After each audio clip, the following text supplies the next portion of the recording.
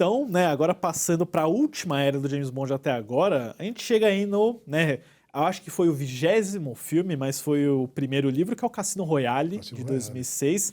O filme estrelado pelo Daniel Craig, que foi uma reinvenção completa do que era 007, com toda certeza, né? Eu acho que ele, sim, olha muito pro livro do Ian Fleming, né? Ele é uma adaptação direta do livro, mas ainda tendo que conversar com o cinema de ação do século XXI, que mudou depois dos filmes do Bourne, principalmente, né? O James Bond pós-Bourne, pós 11 de setembro, mas com uma missão que aparece muito banal quando você escuta. O James Bond tem que ganhar um jogo de pôquer de um banqueiro vilanesco, Le Chiffre, vivido pelo Mads Mikkelsen, mas assim, falando já de início aqui, o melhor filme do James Bond, na minha opinião. É o que eu mais gosto. Se não é o melhor, é um dos melhores. É um dos 3 melhores. Realmente. Outro dia eu participei de um podcast só de Bond maníacos, assim. Sim.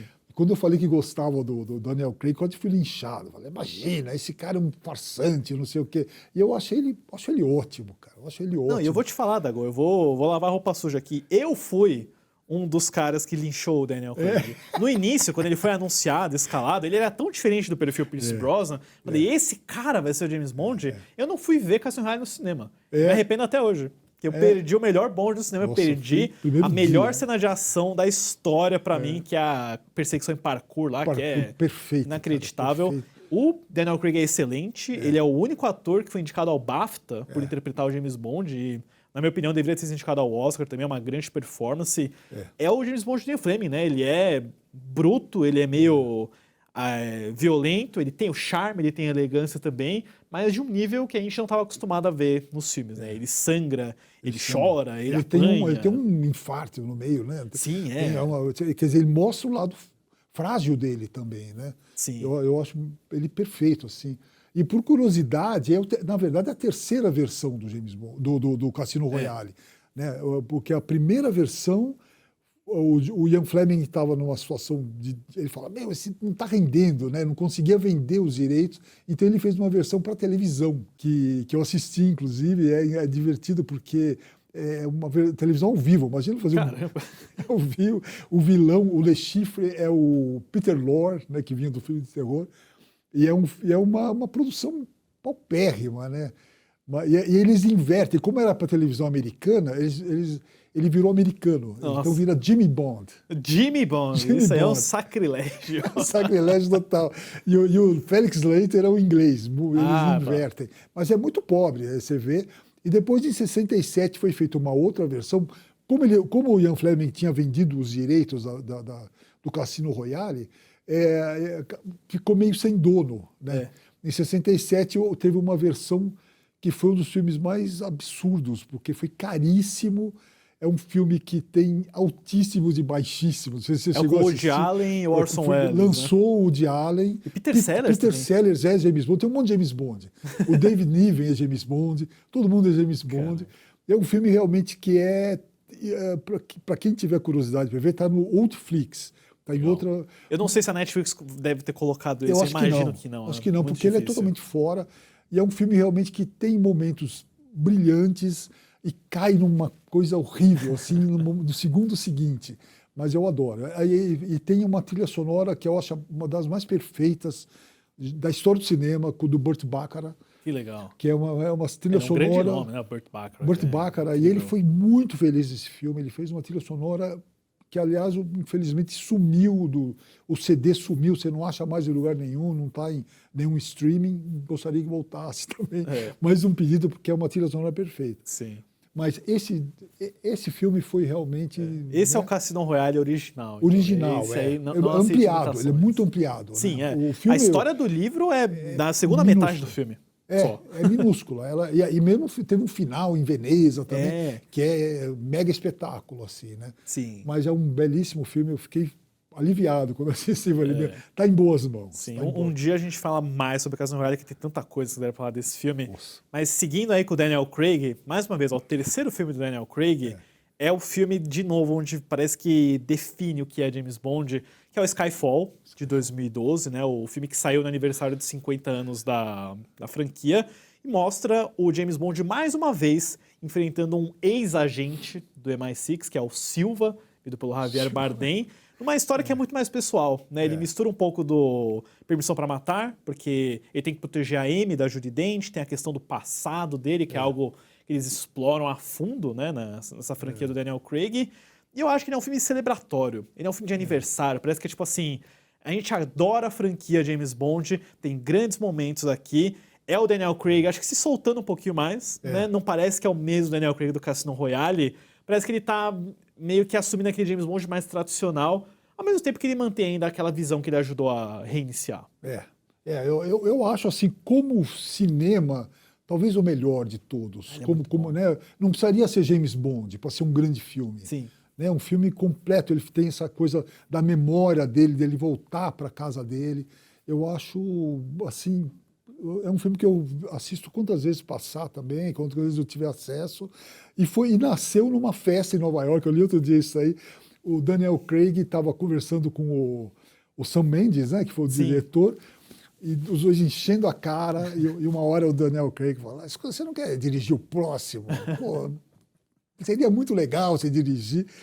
Aí no dia seguinte ele acordou e falou, o que eu fiz? Eu comprometi toda uma série com um diretor que pode dar certo ou não, mas deu certo. Sim. Ele foi um grande diretor. O Sam Mendes, inclusive, né, é uma contratação atípica porque eles sempre iam atrás de diretores de ação, os diretores operários, por assim dizer. O Sam Mendes é um ganhador do Oscar, um cara de muito prestígio. Isso virou a nova referência, né? Porque foi o Sam Mendes, aí foi o Cary Fukunaga, do True Detective, agora é o Denis Villeneuve, que está assumindo o próximo. E ele levou o padrão. Né? A fotografia do Roger Deakins, que foi indicado ao Oscar por esse filme, é uma das mais sofisticadas, bonitas que eu já vi em qualquer filme. As cores, as sombras. Não é meu Bond preferido, mas é certamente o mais deslumbrante no visual, com toda certeza. E tem o final é muito legal, porque o Bond é acostumado a ter grandes aparatos, né? O final tá ele com a Amy, que é uma senhora de idade, e um outro era o cuidador da casa. Robert Finney. O Robert Finney, e os três têm que se defender de um exército. De um exército. E você percebeu que esqueceram de mim, né, Dago? É o Bond esqueceram de mim. Ele faz armadilha com prego, verdade, a casa cheia de trocagem. Eu esqueci de mim. É verdade, cara. Mas funciona, é muito bom, é um filmaço. Filmaço, cara. E eu termino aqui as recomendações, acho que não poderia ser diferente, né? Com o último filme que saiu até agora, que é o 007 Sem Tempo para Morrer, de 2021, que começa com o James Bond fora do serviço secreto. Ele é recrutado para uma última missão envolvendo nanotecnologia mortal, segredos do passado dele com a Madeleine Swan e o vilão Seifen, vindo pelo Rami Malek, que é o último filme do Daniel Craig, é o último filme do James Bond até agora, e a gente sabe muito bem por quê, né? Eu não sei, se a gente falar de spoilers aqui, acho que é impossível alguém já não saber desse spoiler até agora, né? Mas spoilers para 007 Sem Tempo para Morrer, ele tem muito tempo para morrer nesse filme, porque ele morre no final. É chocante a morte dele. É um filme que eu acho que é um dos piores vilões. Eu acho o Rami Malek, eu falo, o que o Freddie Mercury está fazendo nesse filme? Que ele não convence. Ele é um bom ator, não vou dizer que ele é um mau ator, ele é bom, mas ele não convence, ele não dá medo. O vilão do James Bond tem que dar medo, você tem que ficar... Ele não rola. Mesmo com aquela maquiagem, não rola, com aquele nome lá que é literalmente, praticamente Lúcifer Satanás. Lucifer Satan. Ah, tá, entendi o nome que vocês quiseram fazer aqui. Mas tem uma história muito legal que é a filha dele, sim, né? Que é o que ele dá esse aspecto familiar para ele. É emocionante, né? A gente nunca tinha visto James Bond morrer, né? Emocionante. A despedida dele, da mulher, da filha, é uma coisa muito emocionante, uma coisa que às vezes falta na franquia toda, né? Às vezes é muito mecânico, é muito... E esse filme, ele prova que é um grande ator, né? Sim, ele é espetacular. Eu acho que a grande diferença da era do Daniel Craig, que foi formada aí pelos 5 filmes, é que eles contam uma história inteira. Do Cassino Royale até o Sem Tempo para Morrer, eles estão meio que interconectados. James Bond sempre foi meio episódico, sempre teve referências, piscadelas a outras histórias, mas esse daqui, né? Tanto que se você nunca viu James Bond, quer começar a ver James Bond, se você vê todos os Daniel Craig, você tem uma história inteira por 5 filmes ali, você tem uma ideia do que funciona ou não. Eu gosto do filme, eu achei ele um pouco inchado, a duração muito longa, assim, mas tem ótimas cenas de ação, tem momentos brilhantes, mas fica a recomendação também pelo final. E eu devo dizer, Dago, da era do Daniel Craig, eu gosto muito da equipe coadjuvante que eles montaram. Do Q ser mais jovem, do Ray Fiennes ser o M, da Money Penny ser uma ex-agente também. A gente tá, obviamente, muito preocupado. Quem vai ser o próximo James Bond? Quem vai ser o ator? preocupado. Eu tô um pouco preocupado. Quem vai ser a equipe coadjuvante? Porque tem muitas ideias boas aí.